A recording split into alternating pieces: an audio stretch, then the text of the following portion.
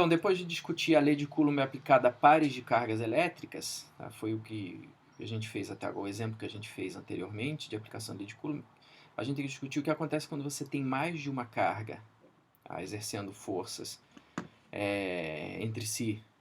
Tá? Então, se você tem uma situação como essa, por exemplo, eu tenho uma carga Q1, uma carga Q2 e...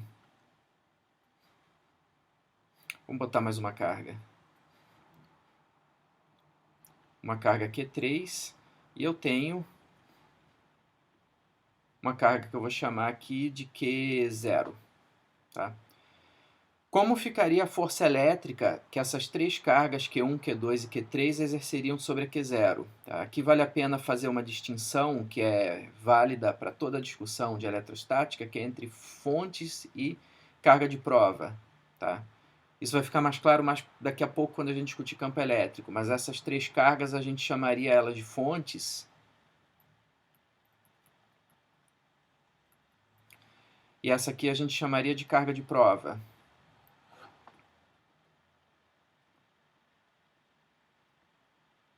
Ok?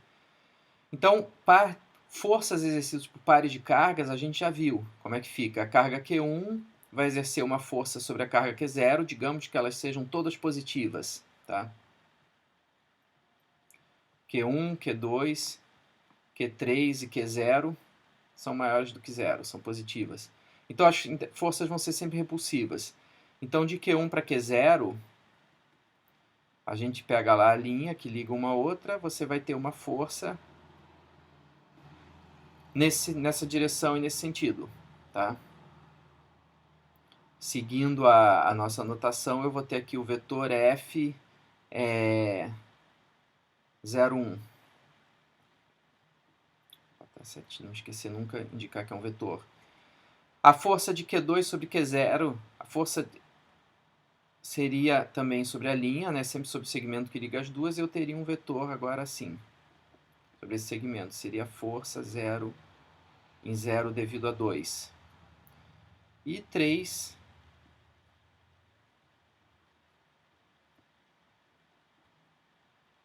exerceria uma força assim, né? Vamos apagar isso aqui para não confundir.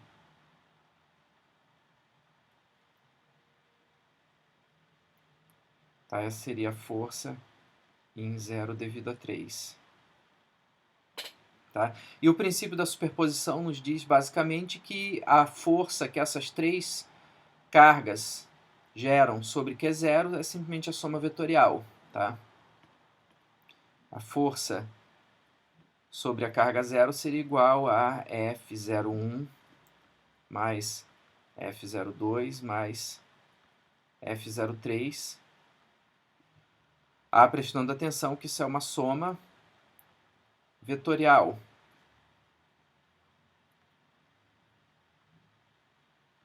Tá? Significa o quê? Que a gente tem que seguir as regras de soma para vetores. Tá? Num caso mais geral, o que a expressão ficaria... Vamos voltar aqui para o PowerPoint. A expressão, num caso mais geral, seria dada por a força na carga lá que você está analisando, devido a uma série de outras cargas, seria igual ao valor dela, QI, dividido por 4πε0, vezes a soma sobre todas as QJ, dividido pelo quadrado desse número RJI, que são as distâncias entre a carga J e a carga I, onde você quer calcular a força, vezes unitário, de J para I. Tá? Isso nada mais é do que a regra de soma vetorial. Então, nada melhor do que resolver um exemplo. Tá? Se eu tenho duas cargas pontiformes, mais Q e menos Q, tá? No vácuo, separadas por uma distância 2D, tá? 2Dzinho, né? Eu tenho Dzão também no problema, então separados por uma distância 2Dzinho. Qual a força elétrica que elas vão exercer sobre uma carga de prova Q' positiva também? Tá, eu tenho uma carga positiva e uma negativa, e aqui eu tenho uma carga de prova positiva. Situada sobre a mediatriz do segmento que liga mais Q a menos Q a uma distância D perpendicular ao segmento. Né? A mediatriz, vocês lembram que é um segmento perpendicular que corta pela metade, né, que divide em duas partes iguais um segmento de reta qualquer. Então, quando ele diz situado sobre a mediatriz, o segmento que liga mais a menos Q, ela vai estar situada sobre essa linha e é uma distância dzão perpendicular ao segmento. Então, assim você situa a carga Q' em relação a mais Q e menos Q. O esquema é esse, tá? Como em todo problema de física, você já estabelece o seu sistema de coordenadas cartesianas, você vai precisar localizar as coisas sempre. Então, coloquei o eixo X paralelo aqui ao segmento que liga mais Q a menos Q, o Y perpendicular. Não preciso do Z, o problema é bidimensional nesse caso, tá? E a gente sabe, pela lei de Coulomb, pelo princípio da superposição, que a força sobre Q' vai ser igual à soma vetorial da força que mais Q exerce nela e da força que menos Q exerce nela. Tá? Então, antes de começar a aplicar a lei de Coulomb, a gente já pode analisar qualitativamente esse problema para ter uma ideia de como vai ser essa força resultante, essa força elétrica sobre Q' devido a mais Q e menos Q. Ok? Q' positiva, mais Q é positiva. Então, a gente sabe pela lei de Coulomb que a força que mais Q vai exercer em Q' vai ser um vetor orientado dessa forma. Tá? A força é repulsiva, elas têm a mesma carga. Esse vetor força vai estar sobre a mesma direção, né, do segmento que liga Q a Q'. Você vai ter um vetor desse tipo, aqui, com essa orientação. Agora, menos Q' vai exercer uma força, menos Q vai exercer uma força atrativa sobre Q', porque tem sinais opostos, né? Essa negativa e essa positiva. Então você vai ter uma força orientada dessa forma no espaço. Depois, os módulos de menos Q e mais Q são os mesmos. Tá? As distâncias entre mais Q e menos Q e a carga de prova Q' são as mesmas, Rzinho. Logo, os módulos dos vetores F1 e F2 aqui vão ser os mesmos. Tá? Como a gente vai ter que somá-los vetorialmente, pela regra, lembrando lá a regra de soma vetorial, tá? Você vai ter o vetor F, que é a força elétrica total sobre Q', horizontal orientado dessa maneira, né? Você vai estar somando esses dois vetores do mesmo módulo. Se você lembrar da regra gráfica, você vai ter uma situação desse tipo, né? Usando a regra do paralelogramo. Lembrando lá da regra do paralelogramo, você tem uma situação assim, tá? F é a soma vetorial de F1 e F2, tá? Então agora a gente já pode começar a fazer a conta. A gente vai precisar conhecer a distância entre Q e Q', entre menos Q e Q', né? Conhecer isso numericamente. Essa distância eu estou chamando de R, aplicando o teorema de Pitágoras. Esse aqui aqui você tem um triângulo retângulo, então R vai valer quanto? Vai valer raiz de Dzinho ao quadrado mais Dzão ao quadrado. Tá? O mesmo vale para esse R aqui também. Tá? Como na lei de Coulomb você precisa do módulo quadrado da distância entre as cargas, bom, o módulo da distância é esse, o módulo quadrado é simplesmente Dzinho ao quadrado mais Dzão ao quadrado. Tá? E daqui você já pode aplicar diretamente a lei de Coulomb, conhecendo esse valor, obtendo essa expressão para a força F. E o problema está quase resolvido. O que falta agora é a gente determinar esses vetores. Então, existe um modo simples de resolver esse problema, que eu vou fazer por último. Existe um modo mais longo, que é pedagógico no sentido de mostrar como você pode, numa situação dessas, determinar os vetores unitários, que é o que eu vou fazer agora. Tá? Por que existe uma solução simples desse problema? Porque a gente já determinou pela análise qualitativa anterior que o vetor F é horizontal. Tá? A gente já sabe a direção e o sentido dele, então bastaria calcular o módulo dele pela lei de Coulomb e o problema está resolvido. Mas antes disso eu quero calcular explicitamente, determinar explicitamente os vetores unitários. Para determiná-los, basicamente é determinar qual é esse vetor e dividi-lo pelo módulo dele. O módulo dele a gente já sabe, esse aqui. A gente precisa determinar esse vetor. Como você determina esse vetor? Tá? Esse aqui seria o vetor R. Tá? Você determina um vetor através das componentes dele. Qual a componente x do vetor R? A componente x do vetor R vale D. Então, eu já posso escrever que R é igual a D. E qual a componente y do vetor R? A componente y do vetor R vale Dzão. E está orientada ao longo do eixo y. Então, o vetor R simplesmente é Dzinho I mais Dzão J. Qual o vetor posição relativa de Q' em relação a menos Q? Q' está localizado assim em relação a menos Q. Qual a componente x desse vetor? Ela tem valor d, só que ela está apontando no sentido negativo do eixo x. Então, aqui eu vou ter esse vetor dado por menos d i, e a componente y dele é dzão, tem valor dzão, módulo dzão, e está apontando no sentido positivo do eixo y. Então, vai ser mais dj. Então, esse aqui eu vou chamar de r q', do mesmo modo que eu usei para os unitários. E o outro eu vou chamar de r menos q'. Então, basicamente, um é d'i mais dzinho i mais dzão j, o outro é menos dzinho i mais dzão j. Então, se a gente sabe agora o valor de r, qual é o vetor r e qual é o módulo dele, se torna trivial determinar quem são esses unitários, né? Então, aquela expressão que a gente tinha para força, a gente pode colocar mais coisa em evidência aqui, né?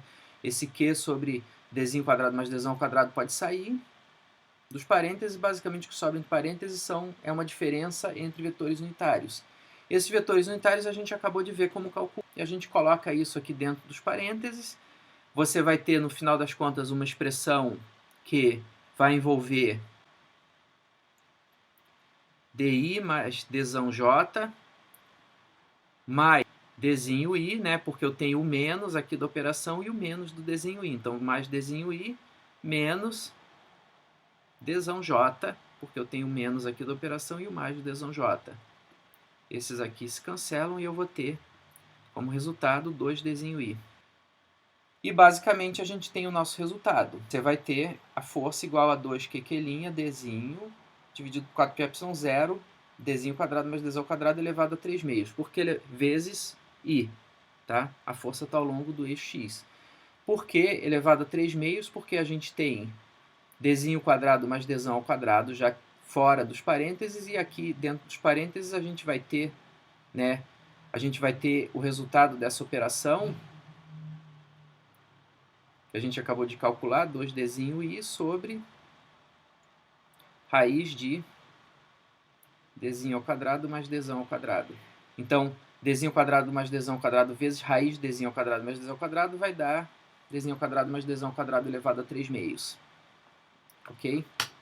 Uma maneira mais simples de resolver esse problema, baseada na análise qualitativa que a gente tinha feito no início, antes de começar a fazer contas e aplicar a lei de Coulomb. Como a gente pode fazer nesse caso? A gente tinha visto que, devido à nossa geometria, a força resultante sobre a carga de prova Q' vai ser uma F horizontal, tá? Paralela ao eixo x. Por quê? Porque os módulos das cargas mais e menos Q são iguais e elas estão a uma distâncias iguais da carga de prova Q'. Portanto, F vai ser horizontal. Isso significa que o vetor F vai ter somente uma componente x. A gente pode escrevê-lo como módulo dele, F vezes unitário i. Então, a gente já sabe que você só vai ter componente x, e nos resta simplesmente calcular o módulo. Como a gente calcula esse módulo? Pela lei de Coulomb, o módulo da força que Q exerce em Q' é igual a gente estava usando a notação F1, né? O módulo dela vai ser igual a K, eu não vou explicitar 1 sobre 4πε0, para no final eu explicito, tem menos coisa para escrever. Então vai ser a constante eletrostática K, vezes o produto entre as cargas, Q', dividido por R ao quadrado, lembrando que isso aqui vale D, isso aqui vale Dzão. E o módulo da F2, que a menos Q exercer em Q', é igual. Tá? Eu vou explicitar até que isso é um módulo de F1, isso é igual ao módulo da F2. Mas aí a gente tem que lembrar da geometria dessas forças para obter o módulo de F. Tá? A F1 estava assim.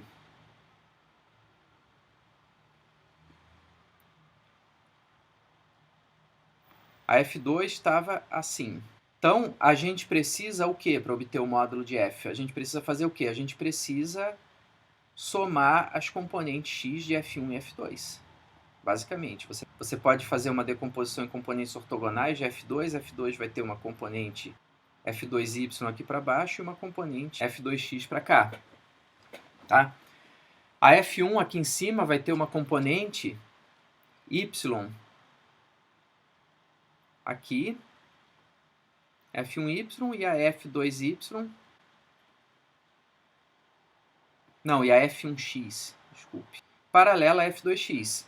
A gente vê que a F1y e a F2y têm mesmo módulo sentidos contrários, elas vão se anular. Eu vou precisar, no entanto, calcular essas componentes x. Quais são as componentes x de F1 e F2? Para isso, a gente vai precisar determinar o cosseno desse ângulo θ, que é o mesmo ângulo θ, tá, que F1 faz com a direção horizontal. Então, o F1x vai ser igual a módulo de F1 vezes o cosseno de θ. Quem é o cosseno de θ? O cosseno de θ vai ser dzinho sobre o valor de r, que é dzinho sobre raiz de dzinho ao quadrado mais dzão ao quadrado. Então, a gente pode explicitar isso tudo aqui na fórmula, né? O módulo de F1 a gente tem ali, e o cosseno de θ vai valer dzinho sobre raiz de dzinho ao quadrado mais dzão ao quadrado. Ok? Como a gente, para obter o módulo de F da força resultante, a gente tem que somar as componentes x de F1 e de F2, a gente vê pelo problema que esse ângulo aqui também é θ, o módulo de F2 é o mesmo módulo de F1, então a gente vai ter a componente x de F2 igual à componente x de F1. Isso vai ser igual a F2x. Logo, o módulo da força F é igual a F1x mais F2x, que é igual a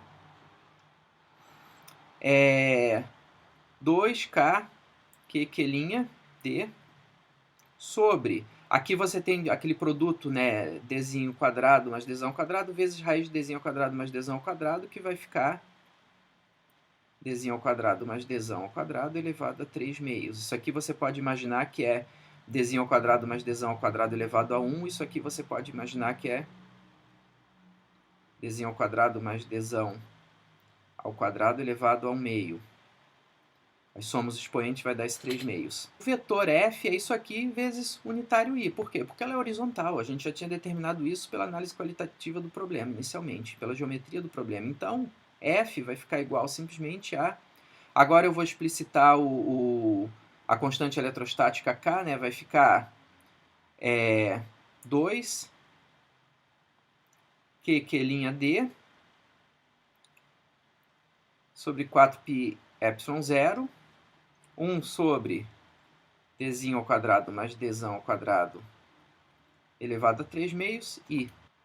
E essa é a nossa solução. É mais simples porque a gente não teve que fazer todo aquele cálculo geométrico para determinar quem eram os vetores unitários nessa direção que liga aquelinha na direção que liga menos que aquelinha. A gente determinou logo de cara que a força resultante F tinha que ser horizontal, paralelo ao eixo x no sentido positivo, e a gente só teve que calcular os módulos.